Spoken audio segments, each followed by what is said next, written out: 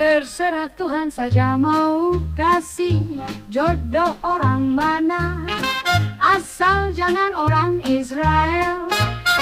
Paham? Oh, terserah Tuhan saja mau kasih jodoh orang mana, asal jangan orang Israel. Paham? Ayo semuanya.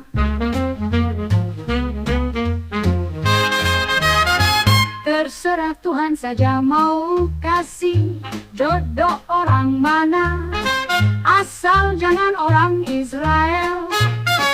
Paham? Politik mercusuar adalah kebijakan politik Soekarno pada tahun 1960-an yang bertujuan menjadikan Indonesia sebagai mercusuar dari negara-negara baru merdeka di dunia atau New Emerging Forces. Melalui kebijakan ini, Soekarno ingin menjadikan Indonesia sebagai poros yang dapat menerangi jalan New Emerging Forces atau NEVO dan menjadikan Indonesia setara dengan negara-negara maju yang memiliki landmark. Proyek ini disebut sebagai proyek mercusuar untuk mempersiapkan penyelenggaraan GANEVO atau Games of the New Emerging Forces sebagai tandingan Olimpiade dan Asian Games 1962.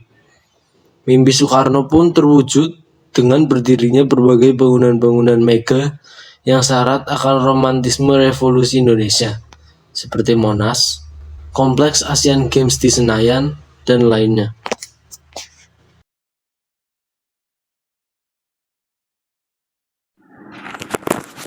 Politik mercusuar bertujuan untuk menjadikan Jakarta dan Indonesia sebagai mercusuar yang akan menerangi negara-negara NEVO.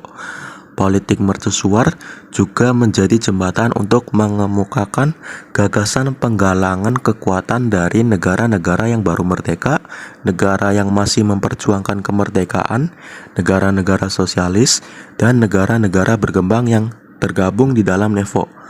Melalui politik mercusuar ini, pula lah keinginan Soekarno akan hal-hal berbau simbolik dapat terakomodasi.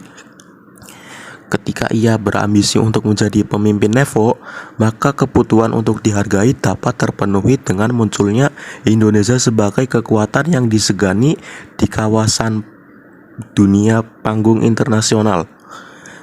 Dengan politik mercusuar ini pula, mimpi Soekarno untuk membuat proyek-proyek spektakuler akan terwujud. Pembangunan ini menunjukkan daya saing Indonesia dengan negara-negara lain, semakin membuat posisi Indonesia di dunia internasional dapat diperhitungkan. Penyelenggaraan Asian Games 1962 ini sejalan dengan politik mercusuar Soekarno yang menginginkan pembangunan besar-besaran.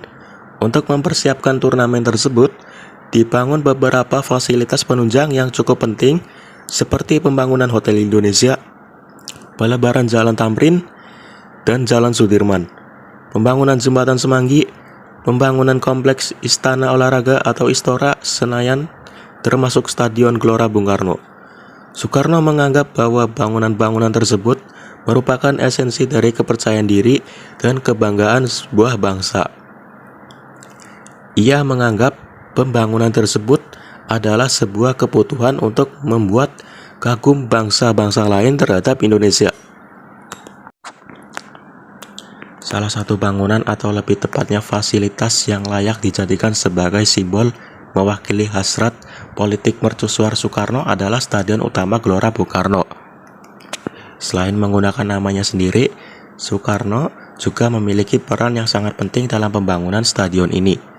Sebagai seorang arsitek, ia menginginkan agar stadion tersebut menjadi yang terbesar, termegah, dan terbaik di antara stadion-stadion milik bangsa-bangsa lainnya. Soekarno sendiri yang menentukan desain struktur atap stadion yang disebut sebagai temu gelang. Ide itu ia dapat setelah melakukan berbagai kunjungan ke negaraan beberapa tahun sebelumnya.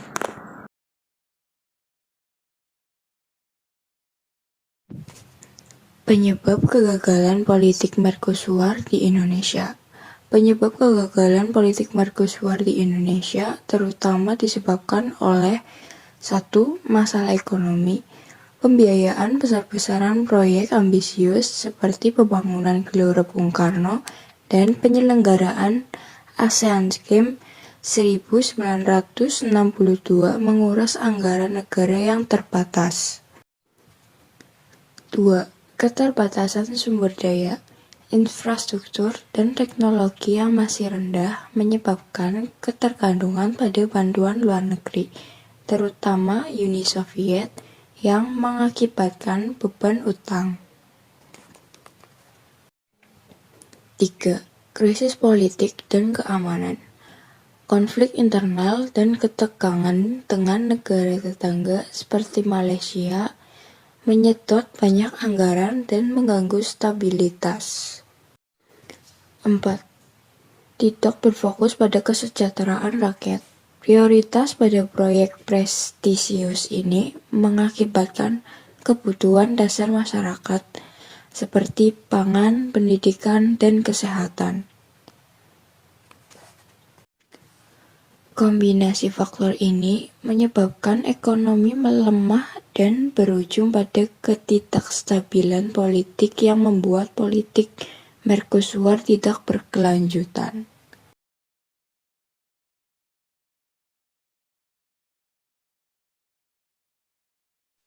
Dampak positif dan negatif politik mercusuar. Dampak positifnya, yang pertama, pembangunan infrastruktur dan pariwisata.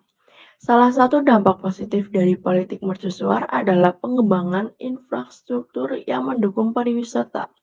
Contohnya, pembangunan Hotel Indonesia menjadi hotel bintang 5 pertama di Indonesia yang menarik wisatawan asing dan meningkatkan sektor pariwisata. Yang kedua, peningkatan citra internasional. Kebijakan ini juga membantu meningkatkan citra Indonesia di mata dunia, menunjukkan bahwa Indonesia adalah negara yang mampu menyelenggarakan acara internasional dan berperan aktif dalam politik global.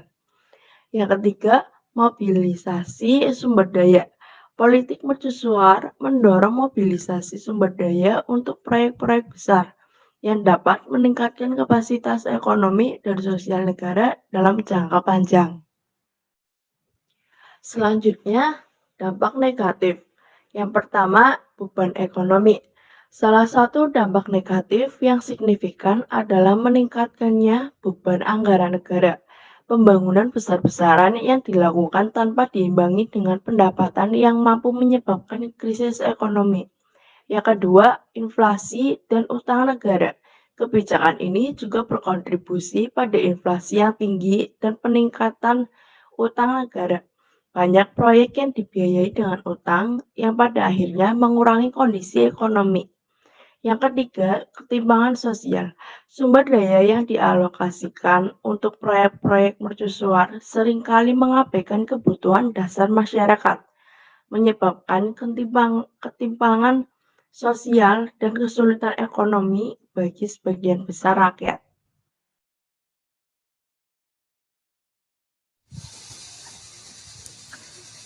Dari penjelasan sebelumnya dapat disimpulkan bahwa politik mercusuar adalah kebijakan luar negeri yang dilaksanakan oleh Presiden Soekarno pada masa demokrasi terpimpin untuk meningkatkan pengaruh Indonesia di dunia, terutama sebagai pemimpin bagi negara-negara NEVO, New Emerging Force. Tujuan utamanya adalah yang pertama menjadi penerang NEVO, yang kedua menggalang kekuatan, yang ketiga mendapat pengakuan internasional, yang keempat proyek besar. Dampak positif politik mercusuar meningkatkan eksistensi Indonesia di dunia dan menghasilkan proyek-proyek monumental. Namun kebijakan ini juga memiliki dampak negatif yang signifikan, terutama dalam hal ekonomi. Proyek ambisius tersebut membutuhkan dana besar yang membebani anggaran, menyebabkan krisis ekonomi, inflasi, dan utang negara yang meningkat.